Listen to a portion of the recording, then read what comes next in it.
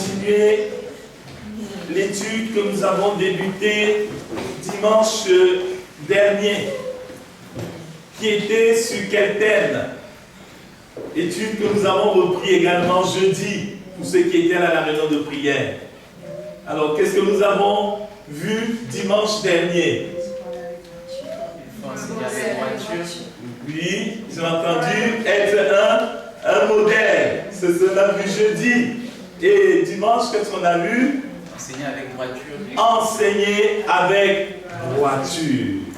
Enseigner avec droiture, comme le faisait le Seigneur Jésus. Et jeudi, nous avons continué avec cette étude importante que Dieu nous met à cœur. Et nous avons vu quelles sont les clés que nous devons utiliser si nous voulons être de ceux ou celles qui enseignent la parole de Dieu avec droiture. Et nous avons vu quoi comme clé pour ceux qui étaient là jeudi? Pour enseigner avec droiture, il faut du courage. Parce que pour parler avec droiture, il faut être courageux.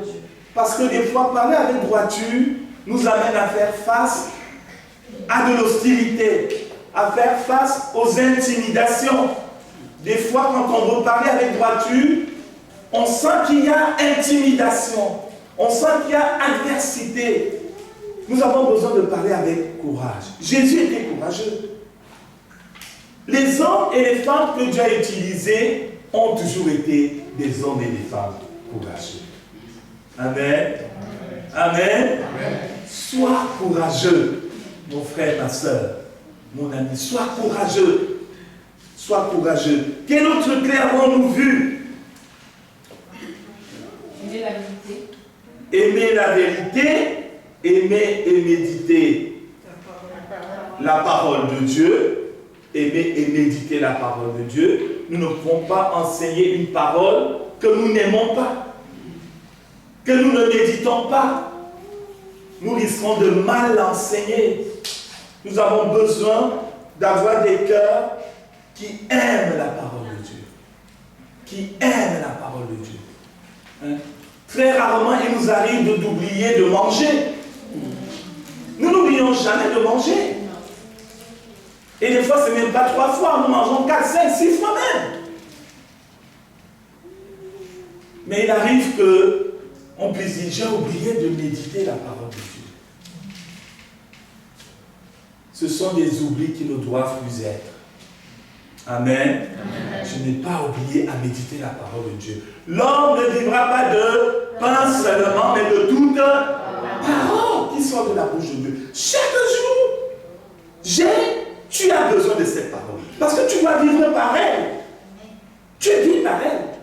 Donc si tu ne la manges pas, comment vas-tu vivre selon dans la dimension de Dieu, dans la dimension du ciel? À moins que tu ne vives que dans la dimension de la chair. Aimer et méditer la parole de Dieu. Quelle autre clé avons-nous vu? Il en reste 2. L'autorité. L'autorité.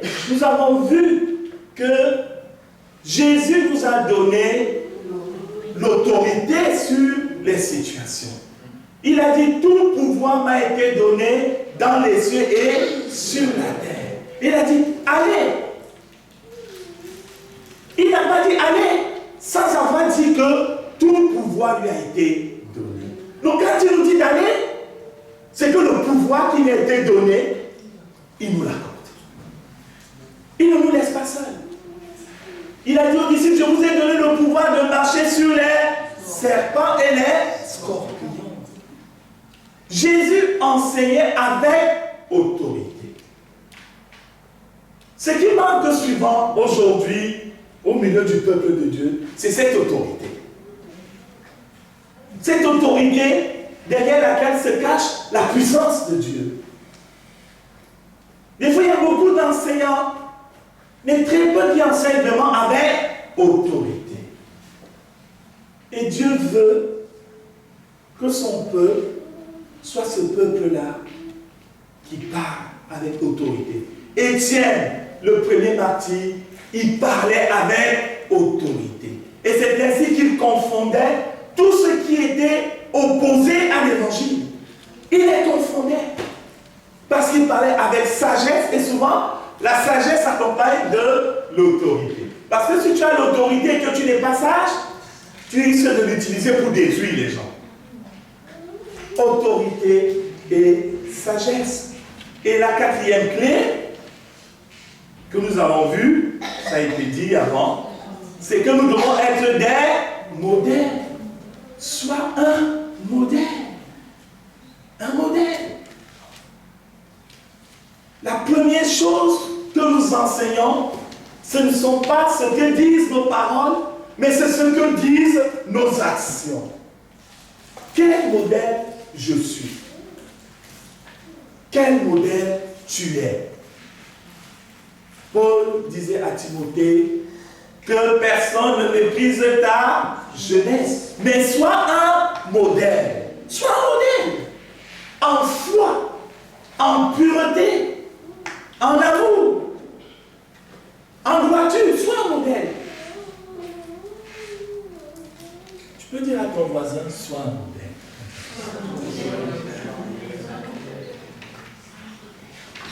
Amen. Sois un modèle.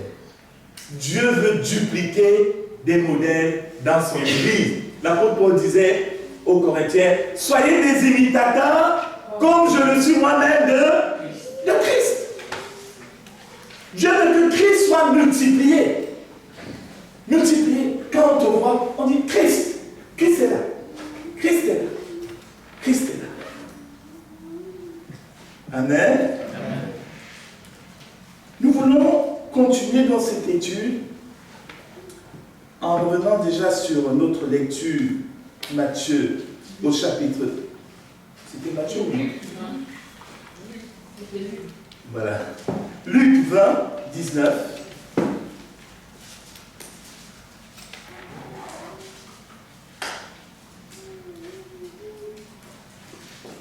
On trouve le même passage dans Matthieu. Donc Luc 20, 19.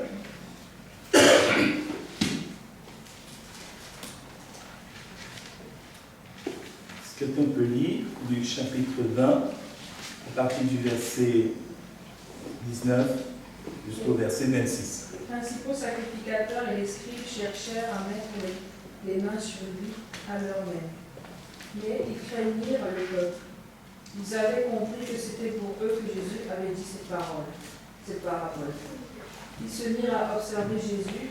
Ils envoyèrent des gens qui feignirent d'être justes pour lui tendre des pièges et saisir de lui quelques paroles, afin de le livrer aux magistrats et à l'autorité du gouverneur. Ces gens lui firent cette question.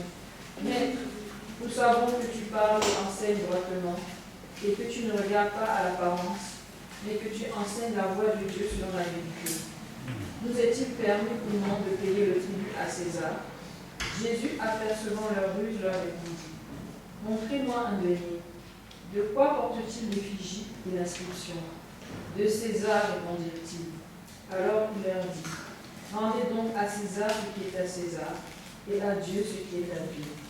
Il ne put rien reprendre dans ses paroles devant le peuple, mais étonné de sa réponse, ils gardèrent le silence. Amen. Merci. Notre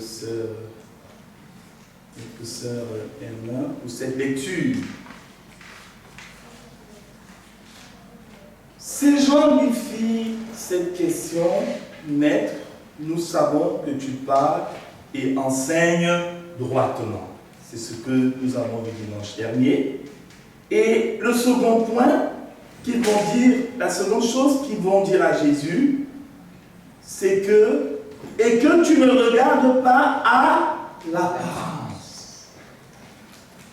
Jésus ne regardait pas à l'apparence des gens. L'enseignement de Jésus n'était pas fonction de l'apparence des gens, n'était pas fonction de la position sociale des gens, n'était pas fonction de la position intellectuelle des gens. l'enseignement de Jésus n'était pas fonction de l'origine raciale des gens qui l'écoutaient. Mais Jésus s'adressait à chacun avec égard, avec considération, avec respect. Jésus ne dédaignait pas les gens. Jésus ne les dédaignait pas. Ne regardez pas les gens, je dirais, d'un mauvais œil. Il ne regardait pas les gens avec un cœur double. Mais chaque fois, le Seigneur Jésus accueillait les gens avec amour, avec un cœur qui était toujours animé du zèle de la maison de Dieu. Parce que le zèle de la maison de Dieu est un zèle d'amour. C'est un zèle pour gagner les gens et non pas pour les perdre. C'est pourquoi Jésus, même sur la croix, il a eu un regard d'amour, un regard de considération. Il ne s'est même pas tourné vers ce brigand qui l'insultait pour lui dire: toi tu m'insultes, mais tu es condamné parce que tu as volé, tu as fait ceci. Mais Jésus, quand il a entendu les paroles de ce deuxième brigand, reprendre lui-même l'autre, vous savez, quand vous êtes un modèle pour Dieu, vous n'avez même pas besoin de vous justifier. Des fois, ce sont les gens même qui vous justifient. Ils vont dire: mais tais-toi, ne parle pas mal de ce monsieur, ne parle pas mal de cette femme.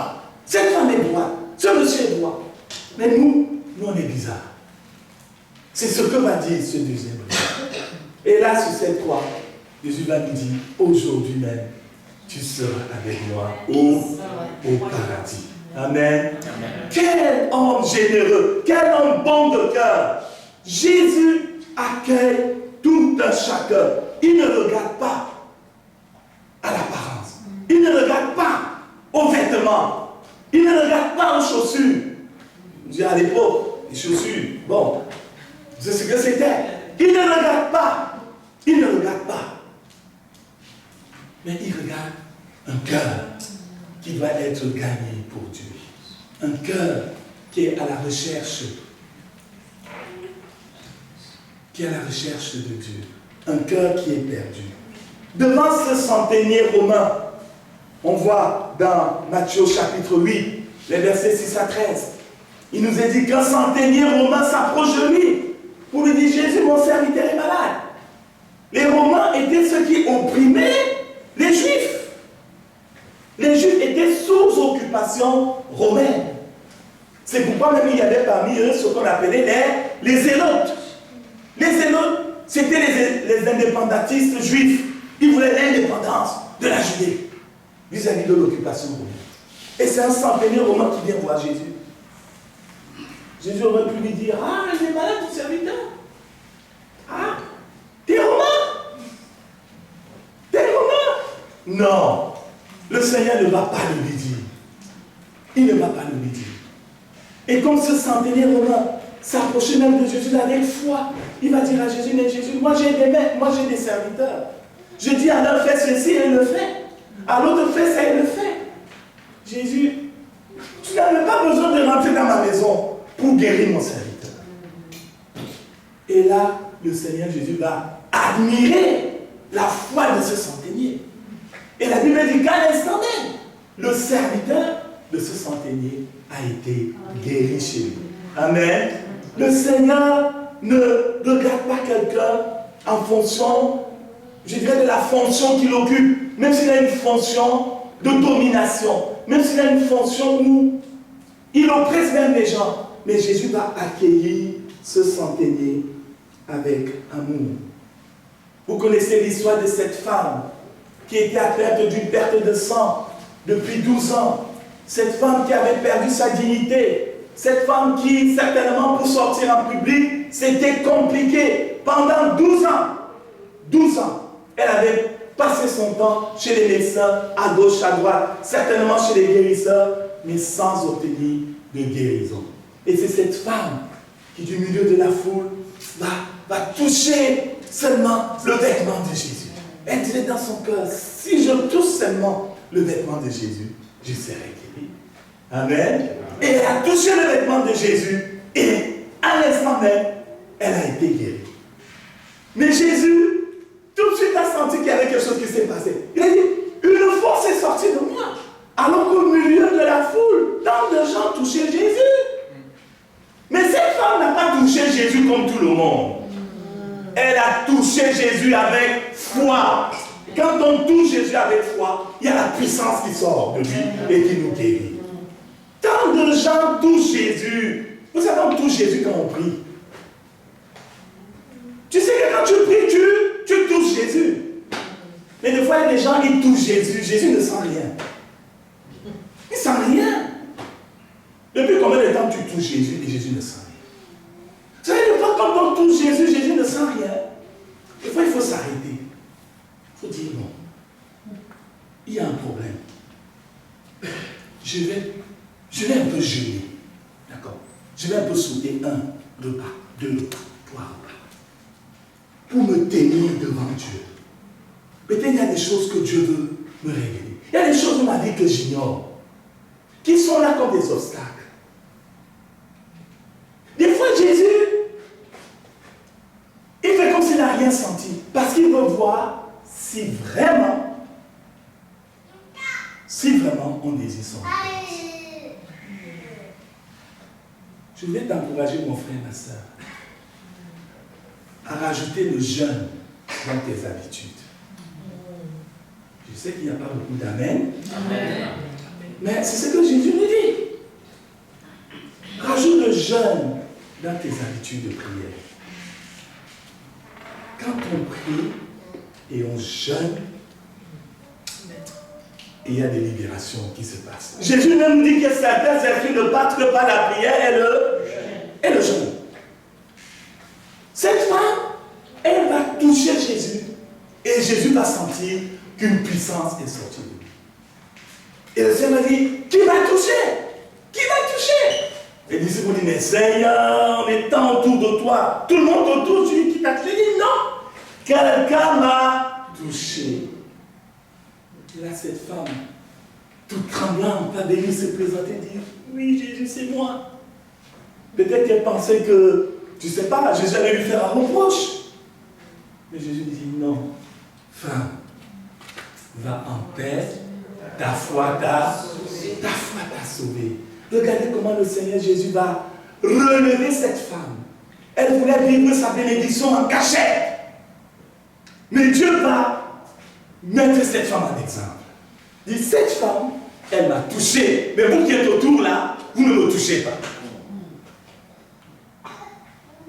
Toujours ce cœur qui est un cœur qui a de l'égard vis-à-vis de nous.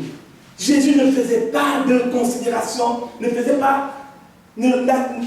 pas l'apparence des gens. Il lui a même été fait ce reproche. Dans Matthieu chapitre 9, les versets 9 à 11, il est dit que les pharisiens virent cela et il dit à ses disciples, pourquoi votre maître mange-t-il avec les publicains et les gens de mauvaise vie? Jésus mangeait avec les gens de mauvaise vie. Vous savez, les gens de mauvaise vie à l'époque, vous savez ce qui étaient les gens de mauvaise vie? Les prostituées, les publicains qui étaient en général des fraudeurs, des gens qui volaient l'impôt, qui extorquaient les fonds aux Juifs. Jésus mangeait avec les gens de mauvaise vie. Les gens qu'aujourd'hui, quand on les regarde, notre cœur fait demi-tour. Rien ne t'empêche de regarder quelqu'un et de lui dire bonjour. Bonjour. Amen. Rien ne t'empêche de dire bonjour. Hier, quand nous sommes sortis témoigner, il y a quelque chose qui m'a touché, c'est par rapport à un homme, un monsieur certainement, il a des problèmes psychiatriques. Mais même dans cet état, il est quand même conscient. Et il y a des frères et sœurs qui rendaient aussi témoignage en même temps que nous, qui lui ont donné un traité. Il a pris le traité. il est allé faire ses courses dans le magasin à côté. Et quand il est sorti du magasin, il y avait quelqu'un qui était assis à la sortie du magasin qui faisait la manche. Et il a pris les pièces qu'il avait, il les lui a données. Je dis, mais ça m'a touché. Je dis, mais cet homme, qu'on voit qu'il a un air un peu bizarre, mais il y a quelque chose dans son cœur. Il y a quelque chose dans son cœur. Et peut-être qu'il a un air bizarre, mais ne le méprise pas parce qu'il est bizarre. Aie de l'égard vis-à-vis de lui. Voilà les gens avec lesquels Jésus mangeait. Les gens de mauvaise vie. Les gens de mauvaise vie. Les gens, n'est-ce pas, qu'on a tendance à repousser, qu'on a tendance, n'est-ce pas, à ne pas donner, à qui on ne donne aucune considération. Aux parents qui vont amener vers lui des enfants. Il est dit que des parents ont amené vers Jésus des enfants afin que Jésus fasse quoi? Jésus les bénisse. Les disciples vont dire aux parents, mais arrêtez. Vous ennuyez le maître. Il n'a pas de temps à perdre avec les enfants. Mais Jésus va répondre. Il dit non. Laissez venir à moi les petits enfants. Car le royaume des cieux est pour ceux qui leur ressemblent. Et Jésus va prendre les enfants dans ses bras et les bénir. Amen. Il va prendre les enfants dans ses bras et les bénir. À la suite de cela, il y a un jeune homme riche. La Bible dit un jeune homme riche qui va voir Jésus et lui dit, bon maître, que dois-je faire de bon pour hériter la vie éternelle? Jésus aurait pu dire, ah, ce sont les riches, les voleurs, les ceci. Non. Jésus s'arrête. Il engage la conversation avec lui. Il écoute. Jésus essaie de comprendre quel est le besoin de cet homme. Et à la fin, il avait dit, va, vends tout ce que tu as, donne aux pauvres et viens sur moi. Parce que son problème, c'est qu'il était attaché à l'argent. Mais ce jeune homme va partir tout triste. Mais ce que je note, c'est l'attitude de Jésus. L'égard qu'il a vis-à-vis de cet homme riche, le temps qu'il lui accorde, l'écoute. Jésus ne le méprise pas. Jésus, dans son cœur, ne dit pas, ah non, ce sont les riches qui font ceci ou telle chose mauvaise. Non. Il n'est pas là pour faire la morale. Mais il est là pour annoncer le message du salut, le message de l'évangile. Des lépreux aussi. Merci. Des lépreux aussi, qui lorsqu'ils vont voir Jésus passer, vont se mettre à crier, Jésus, fils de David, aie pitié de nous, aie pitié. Et pendant qu'ils criaient, la foule essaie de faire taire. Taisez-vous, lépreux. Taisez-vous, lépreux. Mais plus on leur disait taisez-vous, plus ils criaient plus fort. Je voulais te dire, n'écoute pas les gens qui veulent te faire taire quand tu cries vers Jésus. Quand tu cries vers Jésus, il y en a toujours qui vont dire, ah, il fait ceci fort. Ah, il fait ceci. Crie vers Jésus. Crie vers Jésus. Ce n'est pas vers le voisin que tu cries, mais vers Jésus. Et à un moment, Jésus va s'arrêter. Que voulez-vous que je fasse? Et le Seigneur va leur donner la guérison. Pourquoi je vous cite tous ces exemples, bien-aimés frères et sœurs? Ce sont des exemples de personnes aux situations sociales différentes, variées, riches comme pauvres, étrangers comme juifs. Le Seigneur ne faisait pas d'acception de personne, mais il annonçait le message à celui ou celle qui s'approchait de lui, qui était dans le besoin. L'échelle de valeur qui a animé le cœur de cet homme de Galilée n'est pas une échelle de valeur terrestre, mais c'est une échelle de valeur céleste. Le Seigneur Jésus, il a dit ceci, ma maison sera appelée une maison de prière pour toutes les nations. Le cœur de Jésus était ouvert à toutes les nations. Et ce cœur, au jour d'aujourd'hui, reste toujours ouvert à toutes les nations. Mais la question qu'on peut se poser, frères et sœurs, c'est de savoir quelle est l'échelle de valeur qui nous anime. Nous, Église de Jésus-Christ. Est-ce que nous sommes comme notre Maître? Est-ce que nous sommes comme Jésus, qui ne faisait point d'acception de personne? Est-ce que tu ne fais point d'acception de personne? Ou alors, quand tu vois certaines personnes, tu as plus de considération.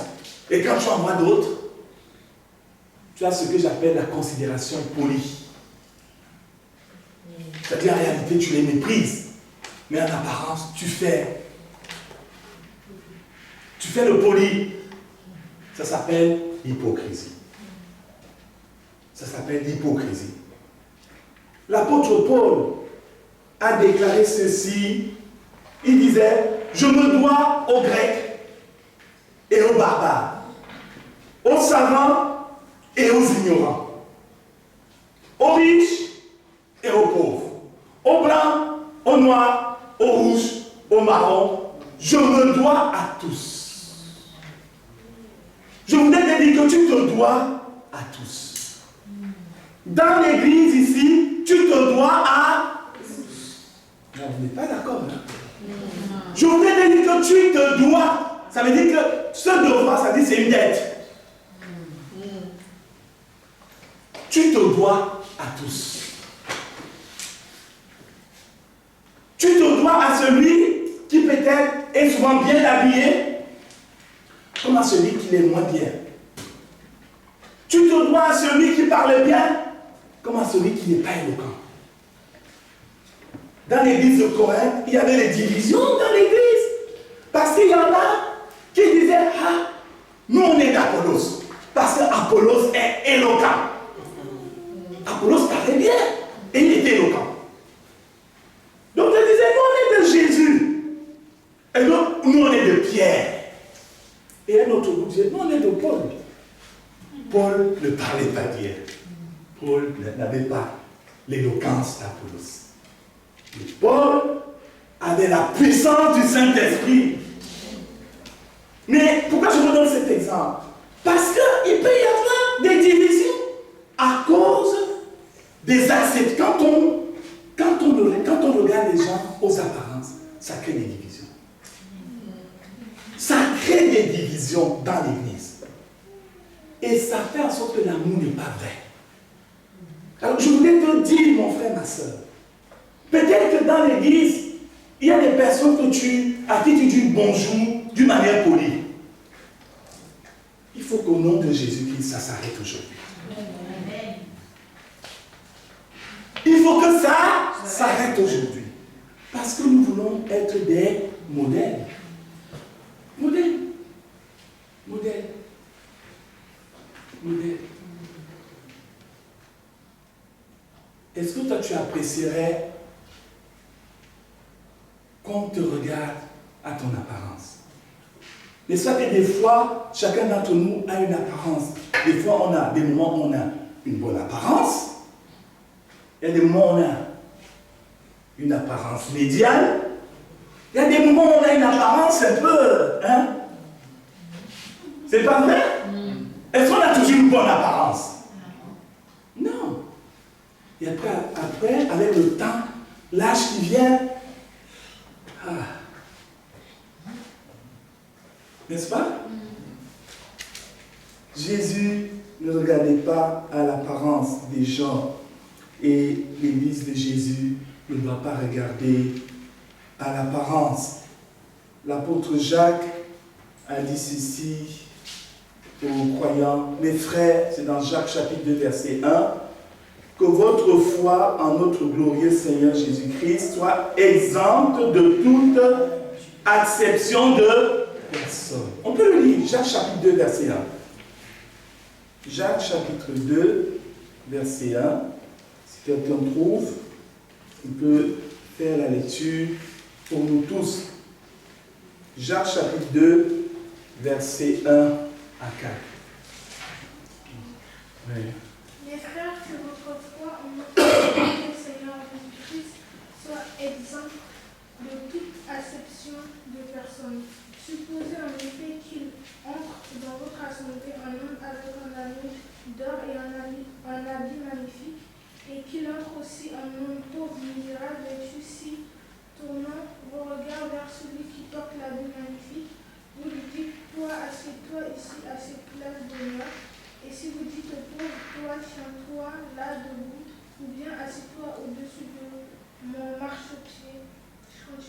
Oui, oui. Ne faites-vous pas en vous-même une distinction et ne jugez-vous pas sous l'inspiration de pensées mauvaises.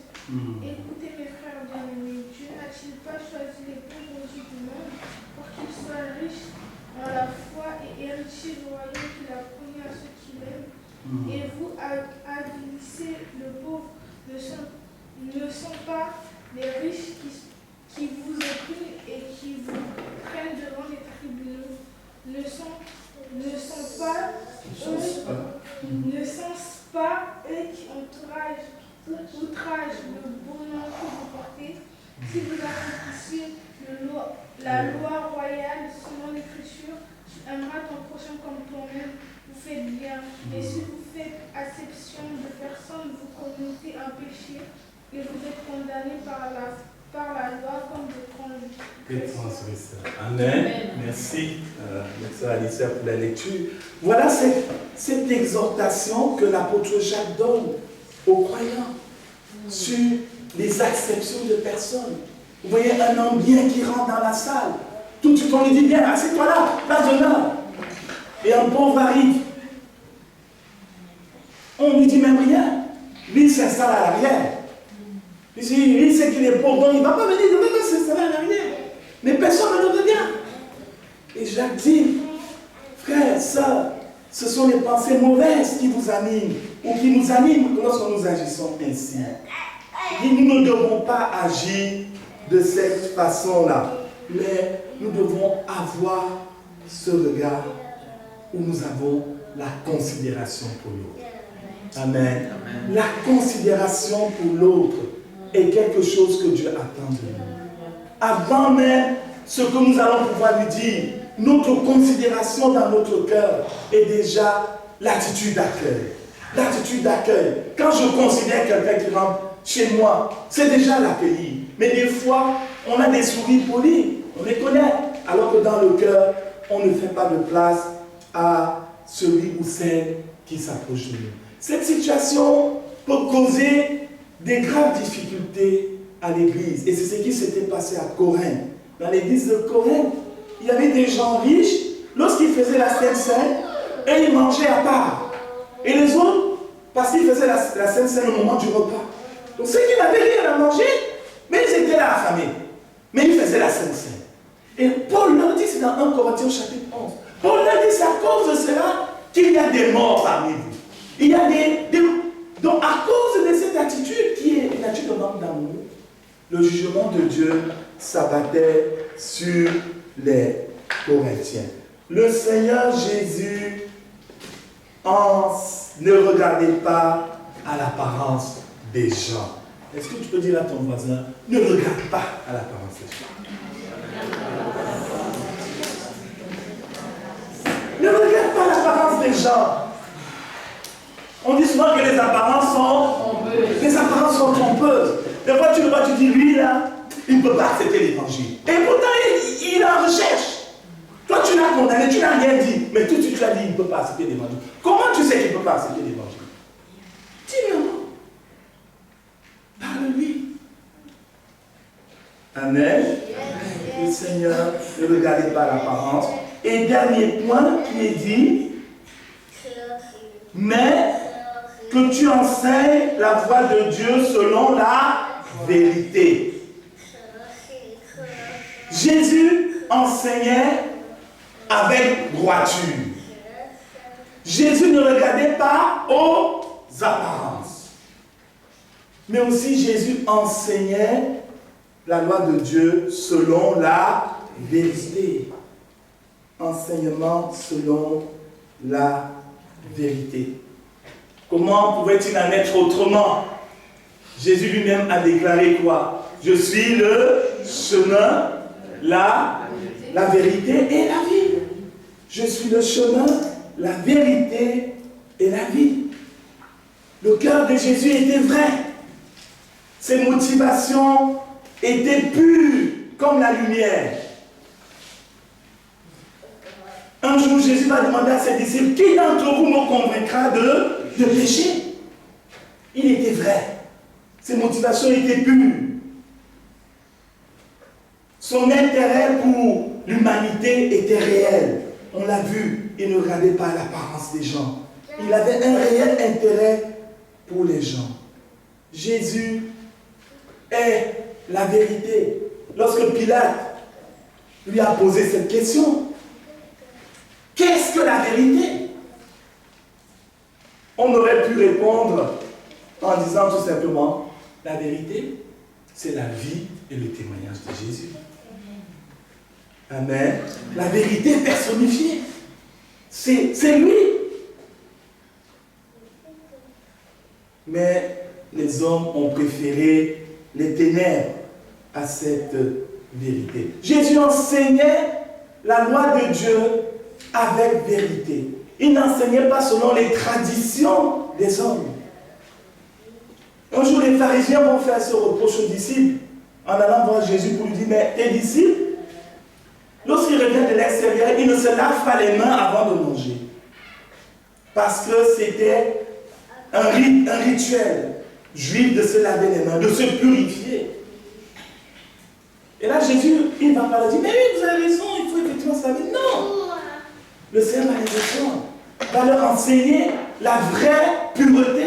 En leur disant, la vraie pureté, c'est la pureté du cœur. Ce n'est pas cette pureté extérieure. Jésus va enseigner à ces personnes selon la vérité. Il n'enseignait pas selon des pensées philosophiques. Il n'enseignait pas pour obtenir un gain. Vous savez, aujourd'hui, il y a des personnes qui enseignent pour un gain financier. Ah oui, il y a des endroits et des églises où on enseigne pour un gain. Jésus n'enseignait pas, n'est-ce pas, pour gagner de l'argent. Il n'enseignait pas pour cela. Mais il enseignait tout le conseil de Dieu avec vérité, avec amour. Il enseignait étant animé par le Saint-Esprit qui lui-même est l'esprit de vérité.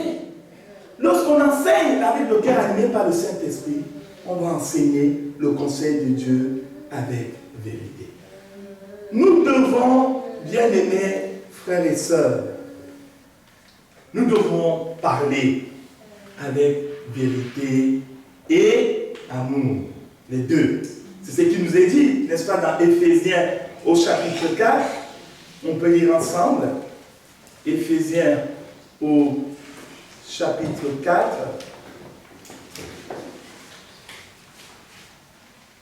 Éphésiens au chapitre 4. Je vais lire à partir du verset 11.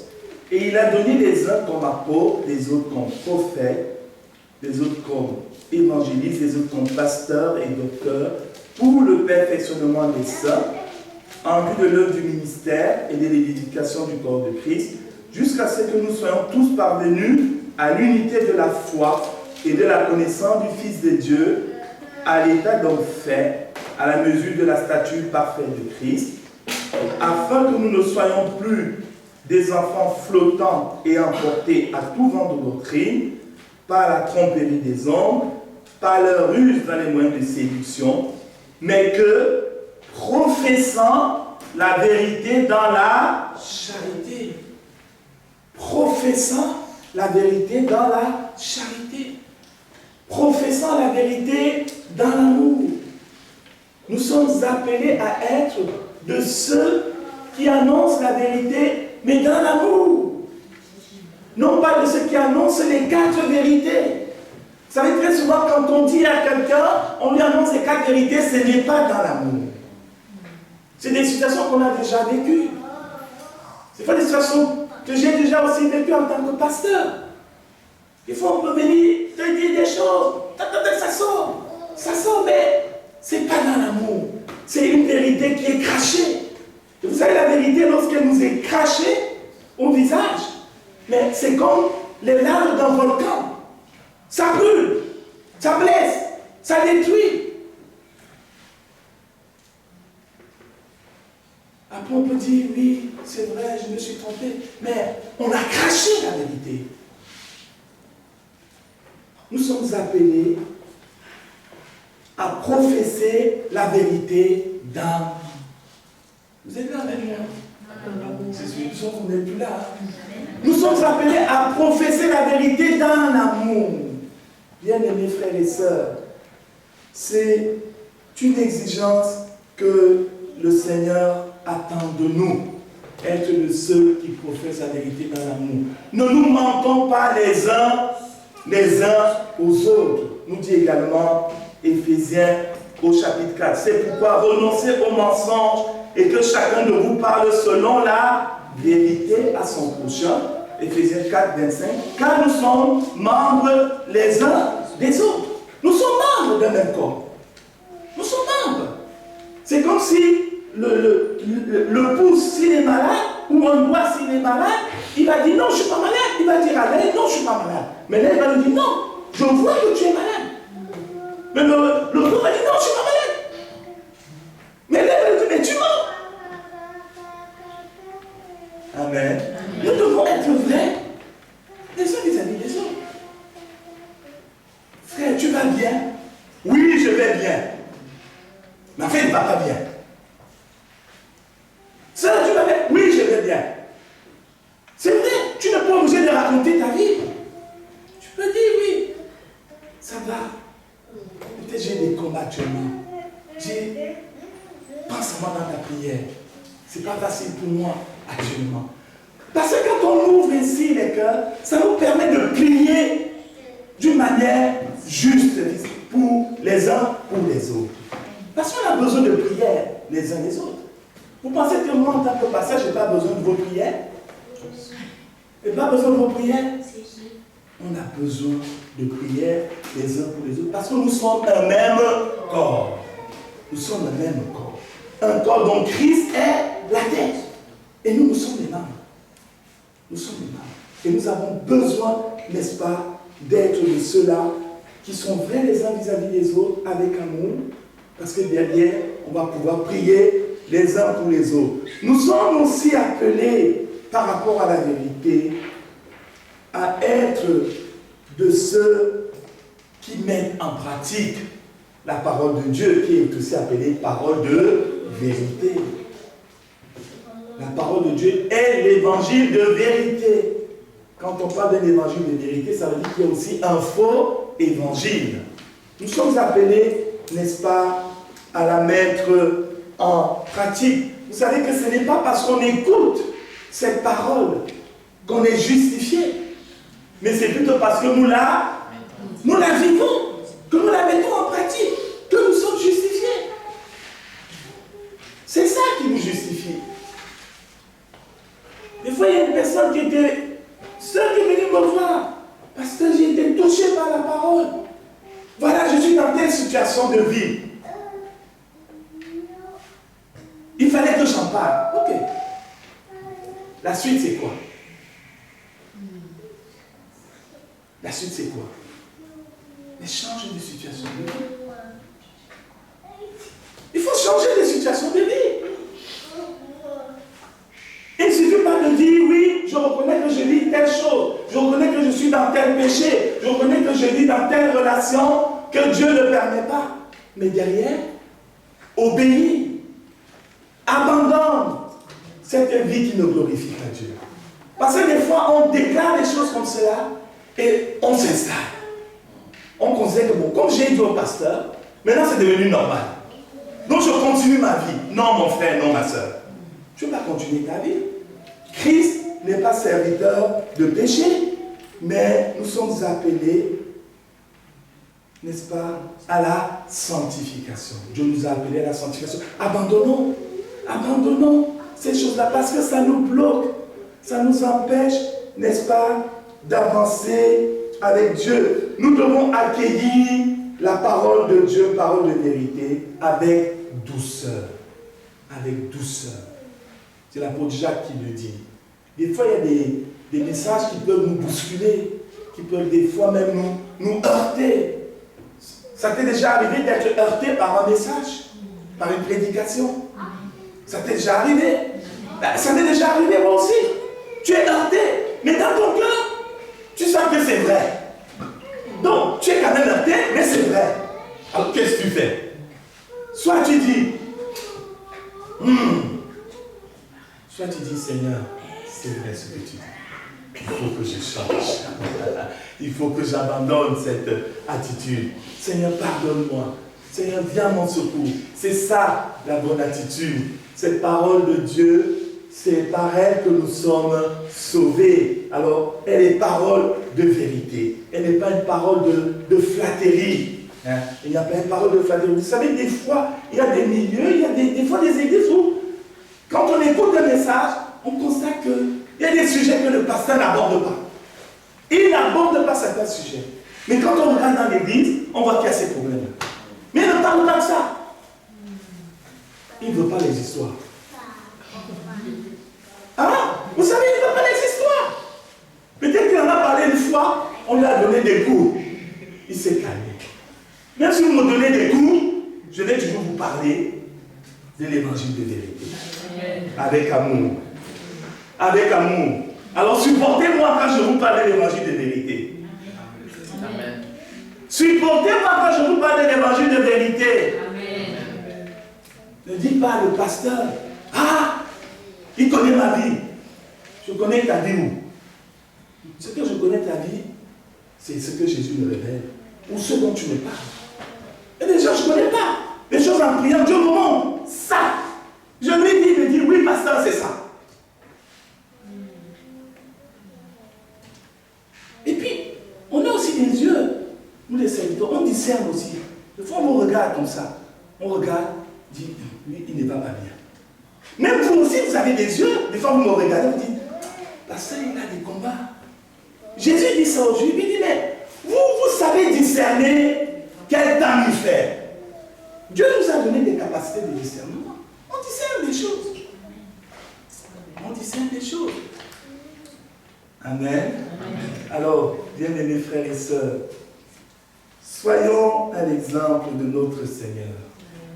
Enseignons la parole de Dieu avec droiture. Ne biaisons pas la parole de Dieu. Ce n'est pas notre parole, mais c'est la parole de Dieu. Nous ne sommes que des canaux, des relais. Ne la déformons pas. Ne la déformons pas. Malheur à celui qui déforme la parole de Dieu. L'apôtre Paul pouvait dire aux Galates, si on vient vous annoncer un autre évangile, ben, que ceux qui vous l'annoncent soient comment? Anathème. Ça veut dire qu'ils soient maudits. Anathème. Ne déformons pas la parole. Quand nous ne connaissons pas un sujet, et on nous a dit de dire, écoute, là je ne sais pas comment t'expliquer, moi-même je ne comprends pas bien, il faut que je regarde. Il faut que je regarde, je sens de la parole pour comprendre tel ou tel aspect. Abandonnons les considérations de personne. Abandonnons cela. Vous savez, quand dans l'église, on abandonne les considérations de personne, ça encourage tout chacun. Ça encourage. Je me souviens quand j'étais plus jeune dans la foi, des fois, on prend, on regarde, on dit, celui-là, on le considère comme un modèle. C'est un frère. C'est un frère qui prie. C'est un frère qui connaît la parole. Alors on le prend comme un modèle. Mais lui, il ne sait pas qu'on l'a pris comme modèle.